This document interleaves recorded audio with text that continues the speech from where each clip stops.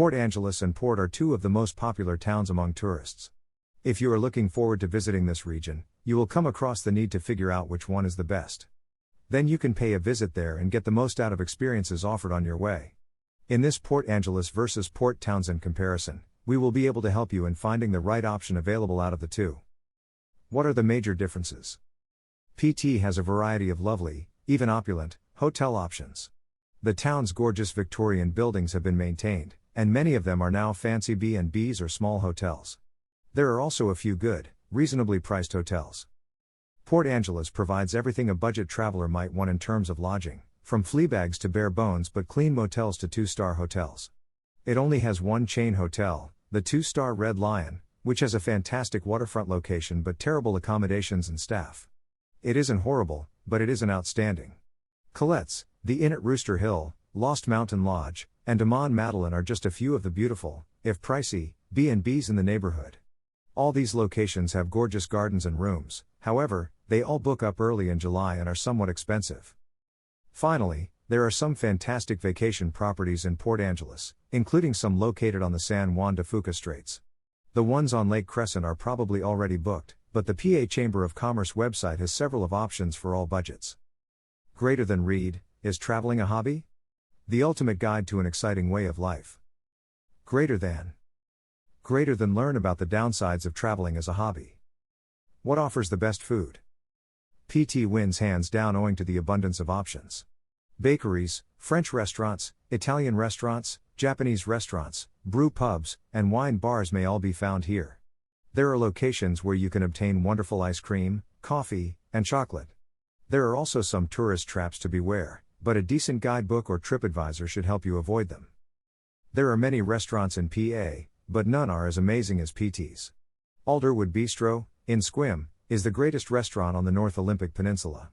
It takes 20 minutes to get there from PA. At Cedar Creek, Squim also boasts a fantastic bakery. The quality is outstanding. Both PT and PA have outstanding local vegetable and fish markets. If you rent a property and like cooking, you may enjoy some of the world's best veggies and seafood. The food co-op in PT is fantastic. Farmers markets are fantastic in both locations. At Pennsylvania, the farmers market is held in the courthouse parking lot on Saturday mornings from 10 a.m. until 2 p.m. It's also hosted on Laurel Street in downtown Philadelphia on Wednesdays from 3 o'clock to 6 p.m. What town offers the best cultural activities? PT wins in terms of cultural activities. PT boasts a fantastic art house cinema, The Rose, as well as other music venues, galleries, shops, and intriguing architecture. There are music and art events at different periods. There is also a winery in town. PA has some fantastic local music and numerous adjacent vineyards, but the closeness to Olympic National Park is the biggest lure. It's about 20 minutes from Lake Crescent and located at the foot of Hurricane Ridge. You may simply drive out to all the beautiful beaches, the Hoh Rainforest, Salt Duck Hot Springs, Deer Lake and Potholes hikes, and so on. Hikers and kayakers will find it to be heaven on earth. PA is also the starting point for trips to Victoria and Vancouver Island. If a journey to British Columbia appeals to you, the boats depart directly from the downtown pier. Where should you go? Because Lake Quinault is located south of the Hoh Rainforest and Ruby Beach, you will be returning to them on one of your days off. You'll want to go to the beach while the tide is low. The beach is just a short distance away. Allow 10 minutes to walk from the parking lot. For good reason, Ruby Beach is the most photographed location in ONP. Natural beauty combined with accessibility. One of the highlights of your vacation will be the short haul of Moss's Trek. If you like hiking, the Hoh River Trek up to 5 Mile Island is fantastic. What else should you remember? Everyone has given you excellent counsel. PT is a fascinating and unique village. PA is odd, to be sure, but its own mother, if it ever had one, would hardly describe it as charming. It's fairly straightforward. In between PT and PA, there's Squim. Squim is a nice town with an excellent motel, the Holiday Inn Express, and a fantastic restaurant, Alderwood Bistro, that caters to locavores.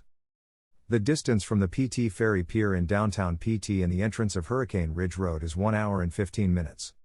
The time it takes to reach Hurricane Ridge's peak varies depending on how comfortable you are driving a well-engineered mountain road and how many pauses you choose to make at views. To get the most out of beach excursions, you'll need to be aware of the tides. Then go to http://www.visitamp.com to see my new website. It contains a software that can calculate driving and trekking hours to different locations so you can arrange your itinerary, as well as a schematic map of your route. If you attempt to do too much, it will warn you. This site is currently in beta, thus, it doesn't have much information on the park's southern half, but it does have a lot about the northern half. Look at the Elwha River walks if you're in or around Port Angeles. The short 4.8-mile round trek to Olympic Hot Springs, a wild hot spring with multiple pools in the forest, is one of them. Whiskey Bend Road also leads into the mountains through various canyons that lead to streams and the gorgeous small Lillian River, or down to the huge Elwha itself. The Spruce Railroad Trail and the Mary Mere Falls Trail are two excellent treks that may be found around or near Lake Crescent. The Sal Duc Valley, just beyond the western tip of Lake Crescent, is home to a network of excellent trails. The most popular and simplest trek is to Sal Duc Falls, but if the weather allows and you want to take a true mountain walk, climb 1,600 to 2,400 feet above the falls all the way to Deer Lake and the Potholes. These are very stunning locations. The trails are well built and safe, although they may bike exhausting. Finally, Ruby Beach is little, despite its beauty. There isn't much hiking to be done there. Second and third beaches, on the other hand, are as lovely and provide much more intriguing trekking. You could trek for days from Third Beach if you wanted to. As Ray S. pointed out, it's vital to come during low tide since you can see so much more when the water recedes from the rock formations and pools that make the Pacific Northwest beaches so eerily beautiful. Final words. The Victorian seaside town of Port Townsend is beautiful. It would be a wonderful area to stroll about, dine at one of the many superb restaurants, and stay the night in accommodations ranging from waterfront hotels to fairy castles. It would take around 1 hour 50 minutes to drive from Port Townsend to the top of Hurricane Ridge.